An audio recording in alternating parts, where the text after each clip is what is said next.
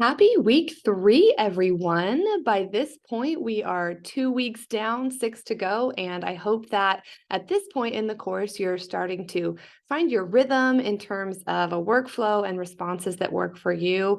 And I hope that you're genuinely just finding value in and enjoying the content that we're learning and discussing together. Last week, we explored the primed model of character education with a specific focus on prioritization and resource allocation. I really loved reading your thoughts about the synergy between character education and academic achievement in schools. And it was specifically really interesting for me to hear about your school's unique approaches to character education and academic programming. And I hope it was comforting for you all to realize through each other's responses that while all schools definitely have really good intentions around this work of character development, no school is doing this perfectly because implementing solid character education while also trying to achieve complex goals within a complex organization serving diverse humans is just no small task at all. It was also really heartening for me to hear about the individual approaches you're taking in your classrooms when it comes to students' holistic development. And I just was thinking to myself, what a blessing it is for all of these students who get to have you amazing educators deeply caring for them, not just related to content, knowledge, and skills each day, each week in your classes, but caring for their holistic development, truly doing things in your classroom that are going to set these students up for success outside the classroom and life beyond as well. So thank you for all that you do. Looking forward to our week ahead here, just want to give you a preview of our upcoming discussion questions, assignment, and the things that we're going to be learning together. This week, we'll specifically be focusing on the role of school climate, structures, and leadership when it comes to character education. And so as part of your course materials this week, we'll scroll down here, you'll have the opportunity to read Berkowitz chapters 8 through 10, and also explore some relevant websites related to these topics. And then you'll also have a chance to respond to our DQ this week. Here it is. You're looking at it on your screen right here. And this week, you're going to be asked to select one point from the list of 1 through 5 that you see there.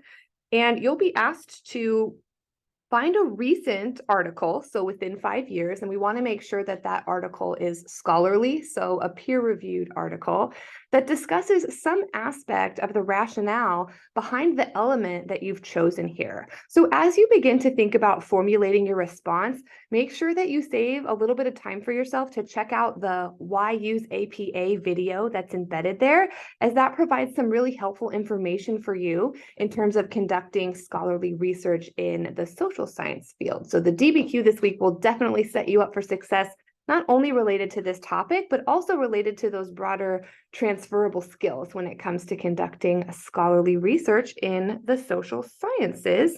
And again, just like every week, your initial response will be due on Thursday by 11:59, and those peer responses will be due on Sunday by 11:59 p.m. As always, really good practice to just take a look at the discussion board grading criteria and rubric before you start to formulate your response so that you have those key criteria for success in your mind. I would say if there's anything that I'm noticing related to the amazing work that you all are turning in, thank you so much for the work that you're turning in and the effort that you're putting into the course. One area when it comes to references is just make sure that you're following that hanging indent formatting when you actually create your references lists, both within the discussion, question response, as well as your assignment responses. But overall, just fantastic work on everything that's going on in here. And then related to assignments, good news for you. I want to let you know that you do not have an assignment due on Sunday, May 28th. So I hope that you all enjoy a restful and relaxing and contemplative long weekend as we observe Memorial Day and remember members of the military who have passed away serving in the United States Armed Forces. So that being said, your next assignment, assignment 3, is actually a group assignment, and that's going to be due on Sunday, June the 4th. So you can preview that assignment by clicking the link to access the instructions that you see here, and that will take you to the criteria for this particular assignment. I want to take a couple minutes to walk through this assignment with you as it's a little bit more complex and as it's the first group assignment that you may be experiencing in the virtual space. All right, so for this particular assignment, you're going to work in groups of 2 to 3 to consider the needs of a school site, either one that you're familiar with or one that your group just makes up. You get to choose. And in relation to character education, then, you're going to consider these essential questions. At this particular school site, again, one that you're familiar with or one that you have created as a group, what are some school-wide needs? When narrowed, what is one need that your group hopes to address? And then what data or evidence supports the existence of the need? Okay, so you're going to talk about that together as a group. Then you're going to plan a 1-hour professional development, highlighting a plan to address the most promising need that you determined in step 1. Make sure that your approach is grounded in research-based criteria. And so make sure that the sources that you're using then are from within the past 5 years, whatever sources that you're going to use to inform your professional development approach. Specifically, you're going to think about what character education program are you deciding to promote? How does that program work? And what evidence shows us that it's going to be likely to work in your particular school setting? You are going to have to begin by convincing some of the staff that the needs you discovered are real and worth addressing in this particular way. So you're going to have to convince them of the importance of a character education program to meet this specific need at your site. In your plan, you're going to want to be sure to include the following criteria: description of the proposed character education program or plan, evidence to support the plan, goals and objectives of your PD plan, ways to harness and maximize the efforts and resources of the community, site, and family stakeholders. And that's what you're going to submit. And the way that you're going to submit this is via a Google slideshow or some other form of presentation that's around 18 to 20 slides for this particular assignment. You can use a voiceover tool or a video of your choice to present and elaborate on your ideas for this particular assignment. So there is an exemplar linked here for you. Strongly encourage you to just take some time to examine that particular work, as well as take some time to examine the rubric for this particular assignment so that your group is fully set up for success with really clear expectations, as well as a clear exemplar for the work. All right, and then lastly, I just want to kind of talk about how the group assignment is situated and organized for you in this digital space. So what I've already done for you is I've randomly created groups of 2 to 3 students, and I've also randomly assigned a group leader to each particular group. So in order to find out what group you're part of, you're going to click on the People tab over here on the left.